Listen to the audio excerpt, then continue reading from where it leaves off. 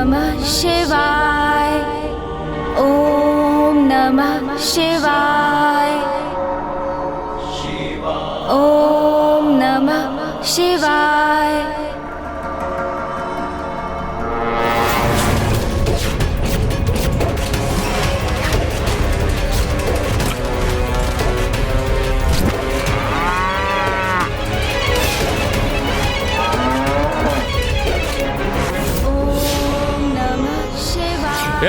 चलो शीघ्र कार्य करो, चलो जल्दी चलो, शीघ्र कार्य करो, जल्दी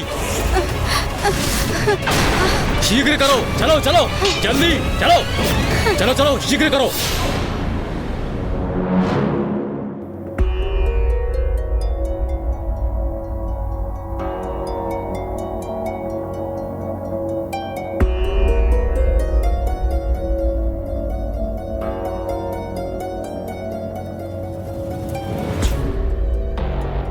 गणेश, क्या हुआ अनुज? भैया, संसार में सर्वत्र पाप रूपी अंधकार का ही विस्तार हो रहा है। जो माता अपनी संतानों को सुसंस्कार प्रदान करती हैं, वही अपने कर्तव्य की अवहेलना कर रही हैं। पुरुष श्रम करने के स्थान पर मदिरा पान में ही व्यस्त हैं। यज्ञ आदि रुक गए हैं और बालकों को तो ईश्वर का नाम भी स्मरण नहीं है। अहम नमामि। किसकी प्रार्थना करूं? किसका नाम जपूं? ईश्वर का नाम स्मरण ही नहीं हो रहा मुझे। क्या करूं? और संसार की इस दुरावस्था का कारण है दुर्गमासुर का वेद माता को बंदी बनाना। हाँ भैया, वेद माता से रिक्त ज्ञान लुप्त हो गया है संसार से। मनुष्य अज्ञानता के प्रभाव में पशुता की ओर बढ़ रहे हैं। उनके विवेक अर्थात अच्छाई और बुराई के मध्य भेद करने की क्षमता का ह्रास हुआ है। इसलिए पापाचार में वृद्धि हो रही है। देखो गणेश, नवरात्रि समाप्त होने में अब मात्र 3 ही दिवस शेष है। फिर माता वेद माता को लौटा लाएंगी और सब कुछ पुनः कुशल हो जाएगा। तो चलो अब माता की पूजा आरंभ करने के पूर्व उनके दर्शन कर उनका आशीष प्राप्त कर लेते हैं।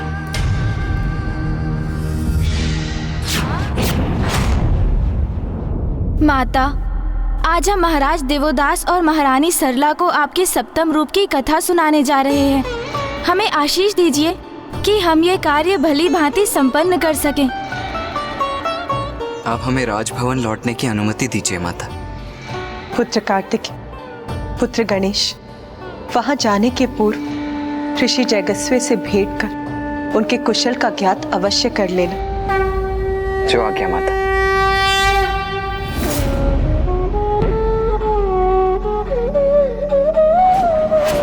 गणेश, ऋषिवर की नाड़ी में स्पंदन तो है, किंतु अत्यंत मध्यम।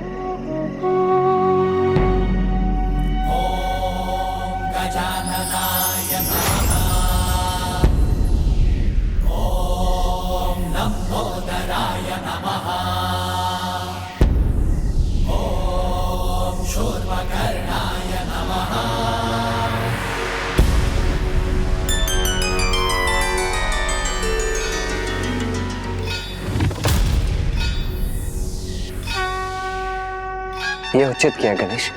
ऋषिवर के भीतर प्राण शक्ति का संचार कर, जिससे उनके नाड़ी के स्पंदन में अब वृद्धि हो रही है।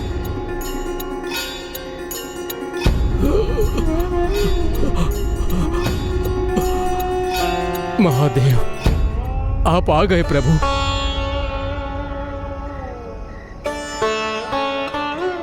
पिताश्री को यहाँ ना पाकर ऋषिवर के प्राण तो पुनः क्षीण पड़ते जा रहे हैं। ऋषिवर, मुझे देखिए।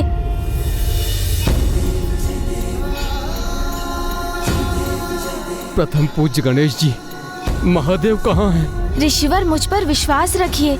आपको महादेव के दर्शन अवश्य होंगे और आप अपनी पूर्ण आयु भोगेंगे। किंतु उसके लिए आपको अपने संकल्प को पूर्ण करने हेतु जीवित रहना होगा। जब महादेव मुझसे अप्रसन्न हैं, तो ऐसे जीवित रहने से क्या लाभ? किंतु अब मैं क्लांत हो चुका हूँ। तो मैं आपको प्राणायाम की विधि स्मरण कराता हूँ। जिससे आपके जीवन में नवीन ऊर्जा का संचार हो सके। और प्राणायाम से आरोह अवरोह की प्रक्रिया से व्यक्ति अपने श्वास पर नियंत्रण रख अपनी आयु एवं अपने प्राण की ऊर्जा में वृद्धि करने में समर्थ होता है। अब आप प्राणायाम का अभ्यास कर अपने प्राण को मध्यम एवं नियंत्रित गति में ले जाने का प्रयास कीजिए।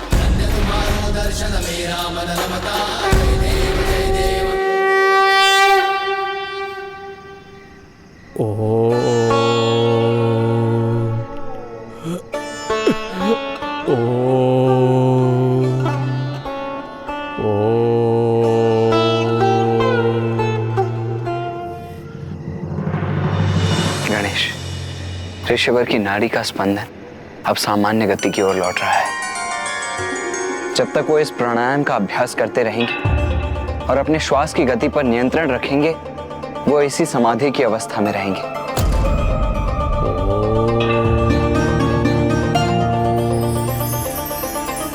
हाँ भैया, किंतु ये तो एक अस्थायी समाधान ही है और अभी 3 दिवस शेष हैं। हमें पिताश्री को काशी लौटाने का उपाय भी ढूंढना है। आओ गणेश, पूजा का समय हो चुका है, हमें राजभवन लौटना चाहिए अब। हाँ भैया।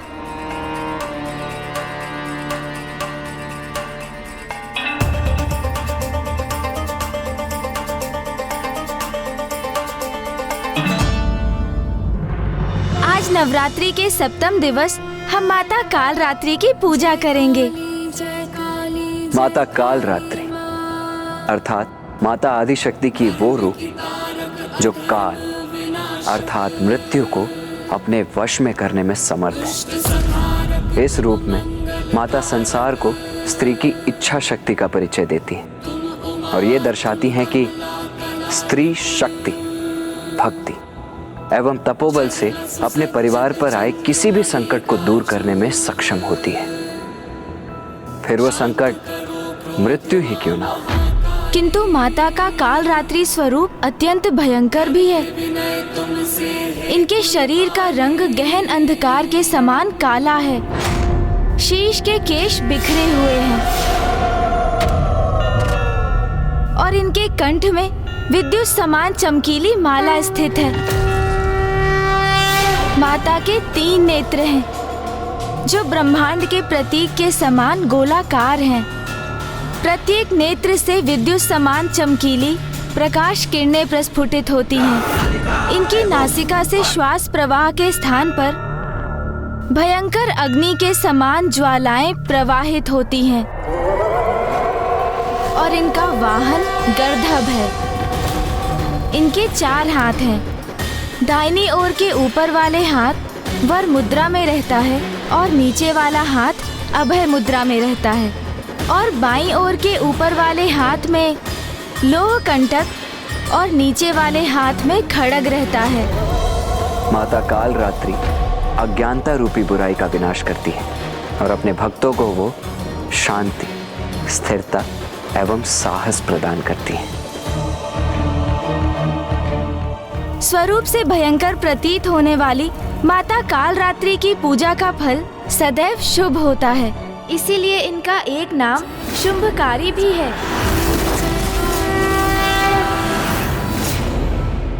अब हम माता काल रात्रि की आरती करेंगे।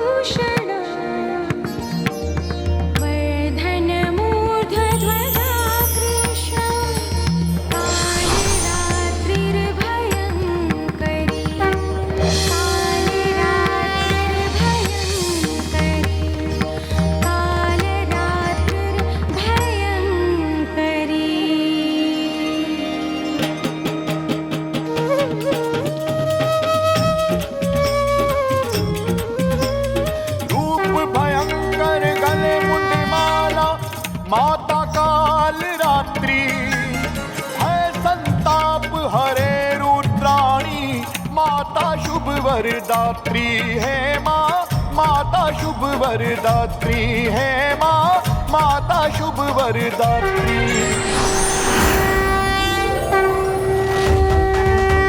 अब तक माता के 9 रूपों की कथा में आपने जाना कि माता ने शैलपुत्री रूप में महाराज हिमावन के यहाँ जन्म लिया, फिर ब्रह्मचारिणी रूप में कठोर तप कर महादेव को वर रूप में पाकर उनसे विवाह किया, फिर चंद्रघंटा रूप में घंटनाद से बुरी शक्तियों का नाश किया कैलाश और अपने स्वामी की कुशलता को सुनिश्चित किया।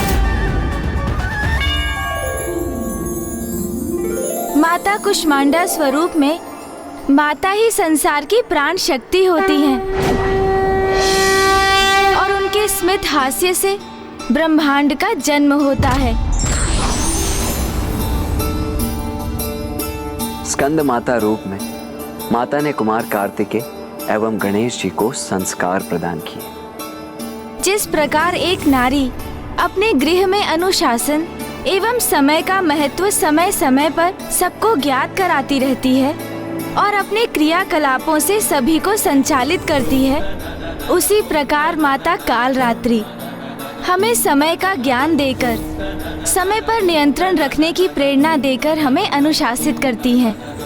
माता के इस स्वरूप का प्रादुर्भाव तो इस कल्प में आगे चलकर होगा और तभी संसार को माता की कथा का ज्ञान भी होगा। किंतु ब्राह्मण देवता, आपने ये नहीं बताया कि माता कालरात्रि के जाप से, उनकी प्रार्थना से कौन सा चक्र जागृत होता है?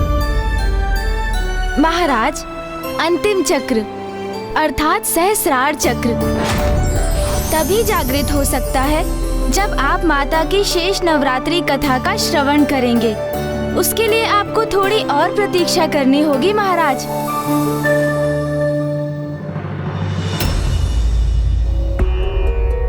मैं और भैया भी तो उसी समय की प्रतीक्षा कर रहे हैं जब आपके समस्त चक्र जागृत हो जाएंगे और आप समझ सकेंगे कि पिताश्री का काशी लौटना कितना आवश्यक है।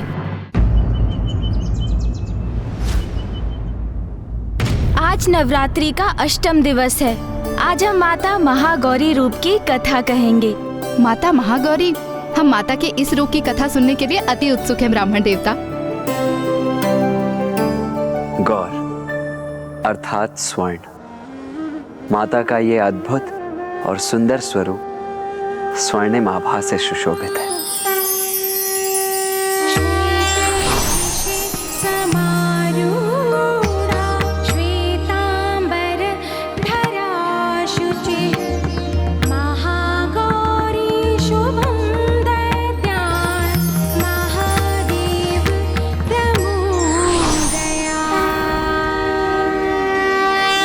बात उस समय की है जब माता पार्वती गणेश जी को उत्पन्न कर मातृत्व का सुख प्राप्त कर चुकी थी। ओम नमः शिवाय, ओम नमः शिवाय। माँ, पुत्र,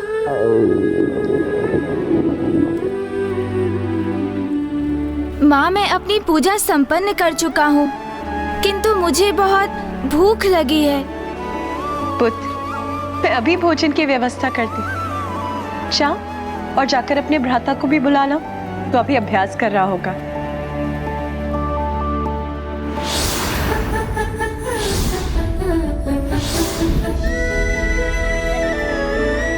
माता तो पूर्ण रूप से अपनी गृहस्थी की देखरेख में मग्न हो गई थी। महादेव के साथ अपने पुत्रों के सुख का ध्यान रखने के साथ कैलाश को सुव्यवस्थित रखने में मग्न थीं वो।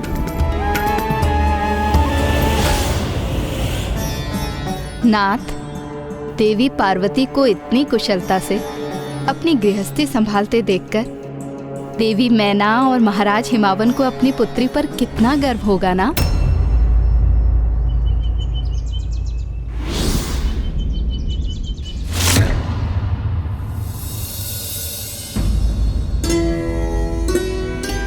क्या हुआ नाथ? मेरे शब्दों का श्रवण कर आप इतने चिंतित क्यों हो गए? प्रिय देवी पार्वती, गृहिणी का कर्तव्य तो बड़ी कुशलता से निभा रही हैं, किंतु मुझे आशंका है कि वो इस साधारण दिनचर्या में कहीं इतनी तल्लीन तो नहीं हो गई हैं कि अपना वास्तविक परिचय ही भूल गई हैं। उन्हें इस बात का भी स्मरण नहीं कि वो वास्तव में कौन है। यह सत्य है कि वो एक पुत्री होने के साथ साथ एक पत्नी भी हैं और एक माता भी हैं, किंतु इससे भी पूर्व वो देवी आदिशक्ति हैं। देवी पार्वती को उनके वास्तविक अस्तित्व का स्मरण कराने का समय आ गया है। आप उन्हें ये स्मरण कराएंगे? नहीं, यदि इसमें मुझसे तनिक भी त्रुटि हो गई तो मैं देवी आदिशक्ति के कोप को सह नहीं सकूंगा। किंतु यदि आप सृष्टि रचयिता ब्रह्मदेव इसमें अपनी असमर्थता जता रहे हैं, तो फिर अत्यंत कठिन कार्य को करने में भला कौन समर्थ होगा? और कौन?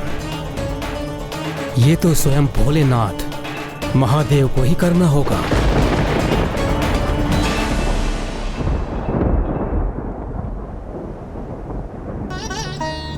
महादेव,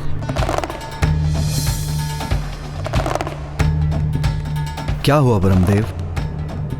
किस चिंता ने आपको यहाँ आने पर विवश कर दिया?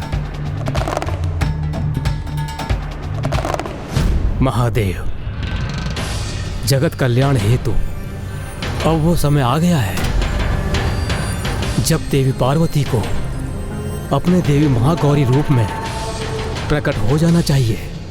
ब्रह्मदेव, ये तो आपको भी भली भांति ज्ञात है कि देवी आदिशक्ति अपना दिव्य स्वरूप किसी कारणवश ही प्रकट करती हैं। जैसे यदि सृष्टि पर किसी असुर का आतंक छाया हो या उनकी संतानें किसी बड़ी संकट में हो आदि। तब ऐसा एक कारण आपको ही उत्पन्न करना होगा महादेव।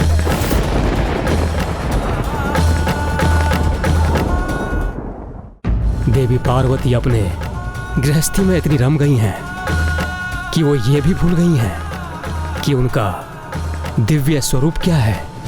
इसीलिए किसी प्रकार उनमें उत्तेजना उत्पन्न नहीं होगी। उनमें अपने दिव्य स्वरूप को धारण करने की इच्छा भी जागृत नहीं होगी। ब्रह्मदेव, स्पष्ट कहिए, आपकी मुझसे क्या अपेक्षा है?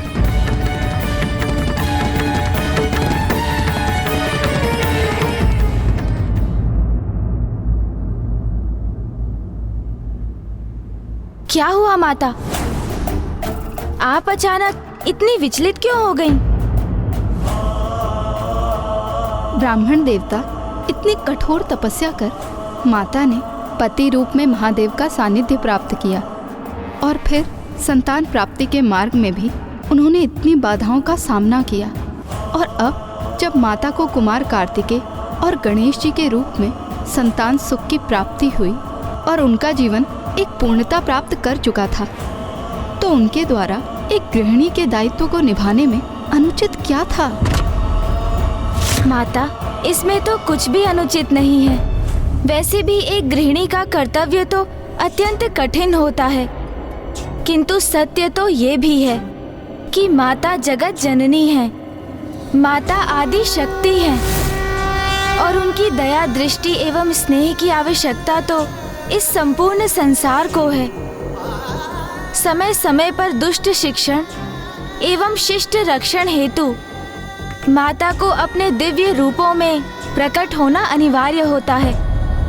सृष्टि को माता की आवश्यकता थी, क्योंकि साधकों को अनेक सिद्धियां प्राप्त करने में एकमात्र माता ही सक्षम थी, और ये साधक इन सिद्धियों की शक्ति से ही संसार का कल्याण कर सकते थे। माता पार्वती द्वारा माता महागौरी रूप धारण करना स्त्री शक्ति की पूर्ण व्याख्या के लिए भी आवश्यक था, क्योंकि एक स्त्री के जीवन में विवाह का विशेष महत्व होते हुए भी उसका जीवन वहीं समाप्त नहीं हो जाता। विवाह के उपरांत भी एक स्त्री परिवार की देखरेख के साथ साथ सर्व समाज के उत्थान में अपना योगदान देने में समर्थ होती है। उचित कहा ब्राह्मण देवता। तो फिर ब्रह्मदेव ने माता को प्रेरित करने हेतु कैसा कारण उत्पन्न करने का सुझाव दिया? उनके अनुसार इसका एकमात्र उपाय था महादेव द्वारा माता का अपमान।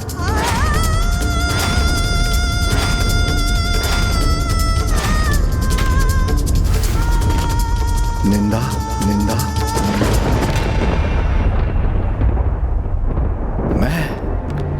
मैं उमा की निंदा करूं? हाँ महादेव, आप किसी भी प्रकार देवी पार्वती के रूप की निंदा कीजिए।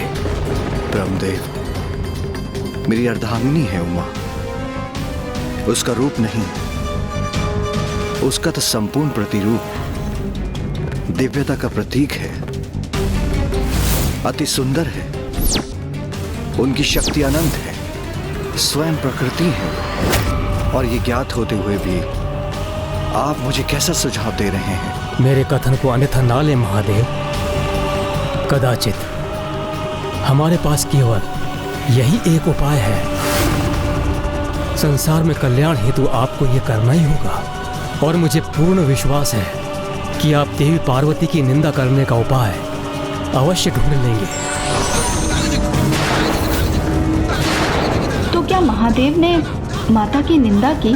उन्होंने इस परिस्थिति को कैसे संभाला ब्राह्मण देवता? माता पार्वती को स्वयं से विलग करने का महादेव के समक्ष यही एक सर्वोत्तम उपाय शेष था, जो उन्होंने अपने अनुसार उचित आशय से किया। किंतु अगले ही क्षण उनके कहे का कुछ ऐसा परिणाम निकलेगा उन्होंने सोचा भी नहीं था।